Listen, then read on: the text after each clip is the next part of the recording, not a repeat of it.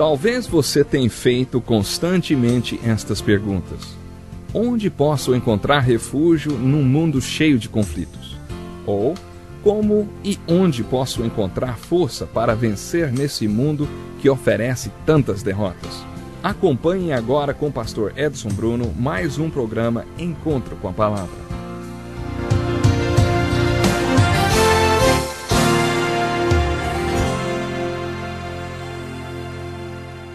Nós estamos estudando a tenda de adoração que Deus instruiu para ser feita por Moisés. E estamos olhando bem de perto para os móveis que nela existiam e observando como eles são símbolos do plano de redenção de Deus através de Jesus Cristo.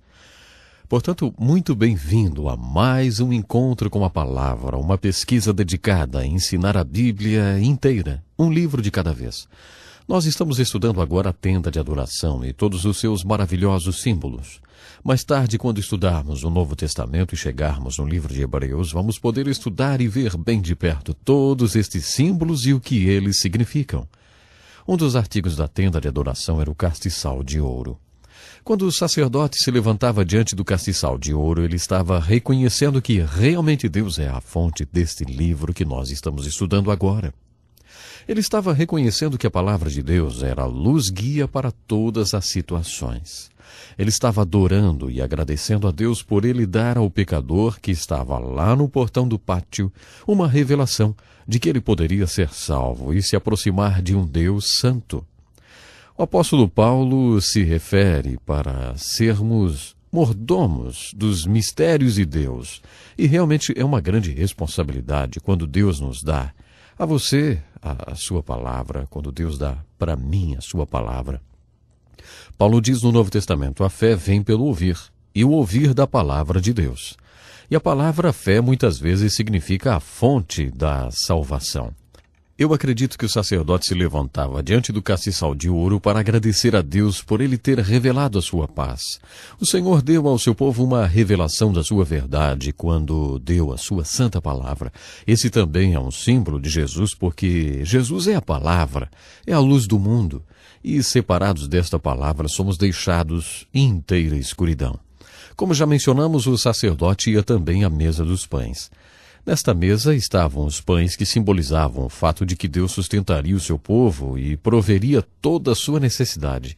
No livro de Êxodo e no livro de Números veremos o Senhor Deus fazendo isso de uma forma supernatural. Ele supernaturalmente supria todas as necessidades do seu povo. Acredito que Deus não quer que percamos a visão do fato de que Ele é a fonte do nosso sustento. Por isso também nos dias de Jesus eles tinham, em pequenos templos, esta mesa dos pães. Esta é uma ilustração de como os líderes religiosos perderam a visão do propósito da lei de Deus. Uma ocasião quando Jesus estava questionando com os líderes religiosos o propósito da lei, a intenção da lei e o espírito da lei, ele usou a ilustração de Davi. Nós veremos isso quando chegarmos na história de Samuel. Davi estava fugindo de Saul e ele e seus homens estavam com fome. Então ele viu um templo e uma pequena cidade. Bem, quando Davi viu o templo, lá estava a solução para a fome. Ele sabia que no templo teria uma mesa com os pães. Ele simplesmente entrou no pequeno templo e exigiu todos os pães. E Jesus assinou embaixo desta atitude de Davi. Os fariseus queriam apanhar Jesus com essa história, mas Jesus recomendou este fato, porque ele sabia muito bem que a mesa dos pães simbolizava a grande verdade de que Deus supre todas as nossas necessidades e nos dá o pão diário. Os fariseus e escribas eram tão legalistas que estavam levando essa mesma lei que significava o fato de que Deus pode prover para seu povo, para impedir que o povo de Deus, que estava com fome, pudesse ter o pão. A lei dizia que somente o sacerdote poderia comer este pão. Davi pediu-lhe para quebrar esta lei, porque o espírito desta lei era exatamente que Deus prove o pão para os seus filhos. Isto era o que a mesa dos pães simbolizava. O sacerdote se levantava diante dela e agradecia a Deus o fato de ele prover o pão diário para os seus filhos. Como o sacerdote se levantava ante o altar de incenso e intercedia pelo pecador que ficava lá no portão do pátio esperando, ele é um retrato de Jesus Cristo. O sacerdote era um retrato de Jesus, porque ele, Jesus Cristo, é o grande sumo sacerdote. No capítulo 17 de João, nós temos a oração do Senhor. A oração que temos em Mateus 6, também chamada de a oração do Senhor, essa deveria ser chamada de a oração dos discípulos, porque o Senhor nunca fez aquela oração. A oração do Senhor vem em João 17, quando ele orou por ele mesmo. As Escrituras nos ensinam que Jesus é o grande sumo sacerdote, que ele está sempre orando e intercedendo por nós. O sacerdote entrava na presença de Deus representando o pecador ou o povo. O profeta recebia de Deus a palavra e a repassava para o povo, mas era função exclusiva do sacerdote entrar na presença de Deus representando o povo. O sacerdote terminava seu ministério de intercessão quando se levantava diante do altar de incenso e orava pelo pecador. Nós já dissemos que esta tenda era dividida em duas partes, ou seja, 2 compartimentos. O primeiro era o lugar santo, o segundo era o lugar santo dos santos. E era lá, no lugar santo dos santos, que estava a mais sagrada de todas as mobílias, a tenda de adoração. Era a chamada Arca da Aliança. Uma coisa muito importante nesse artigo tão sagrado é que ele simbolizava a presença de Deus naquele lugar. Quando chegarmos ao livro de Josué, veremos o povo levando a Arca da Aliança ao redor das muralhas de Jericó. Eles sempre levavam a arca para as batalhas, porque o poder de Deus era presente naquela mobília especial. No Novo Testamento temos algumas grandes perspectivas desta tenda de adoração. Existem muitas partes da Bíblia impossível de se entender se não conhecermos a tenda de adoração ou o tabernáculo. Muitas e muitas partes do Antigo e Novo Testamento são difíceis de se entender a menos que conheçamos o tabernáculo. O mais importante de tudo é que você realmente não entenderá o Evangelho de Jesus Cristo se não conhecer o tabernáculo e o significado de todas as mobílias ou os móveis que existiam lá. Tem uma outra grande verdade no Novo Testamento que é simbolizada na tenda de adoração ou tabernáculo. Esta é uma das mais dinâmicas verdades do Novo Testamento. O Novo Testamento diz: você sabe que o nosso corpo é templo da morada de Deus e que ele vive em você? Esta era uma dinâmica verdade para compartilhar com os judeus, porque eles sempre tinham esta perspectiva. A divina presença de Deus estava na arca. Mais tarde, quando Salomão construiu o templo, lá estava a arca e a presença de Deus. Quando aconteceu o cativeiro da Babilônia e Daniel estava na Babilônia, mais tarde chamada de Pérsia, ele sempre orava com sua face voltada para Jerusalém. Você sabe por quê? Porque ele acreditava que a presença de Deus estava na arca lá em Jerusalém. Ezequiel e os profetas usados para pregar para o povo no cativeiro tinham um tremendo problema. Eles pregavam sobre um Deus que ainda estava lá atrás em Jerusalém, porque a sua divina presença vivia na Arca da Aliança. A grande dinâmica verdade do Novo Testamento é que nossos corpos são agora um templo ou um vaso, onde está a presença de Deus, onde Deus realmente vive. Eu conheci um pastor que gostava muito de fazer brincadeira com essa questão do nosso corpo ser um templo. Ele dizia para seus filhos que se alguém o chamasse enquanto ele estivesse tirando uma soneca, deveriam dizer que naquele momento o pastor não poderia atender porque ele estava cuidando da manutenção do templo. O que significava era algo interessante, claro, porque ele estava cuidando do seu corpo, que é o templo de Deus. Então ele dizia: ei, diga lá, quando eu estiver dormindo um pouquinho, que o pastor está cuidando do templo, cuidando da manutenção do templo, porque o corpo é o templo do Espírito Santo. E uma soneca não faz mal a ninguém, não é verdade? Bom, um dia um amigo desse pastor deu-lhe um terno que nas costas estava escrito: manutenção do templo. Ele estava em Israel, no elevador do Hotel Rei Davi, usando aquele terno escrito atrás: manutenção do templo.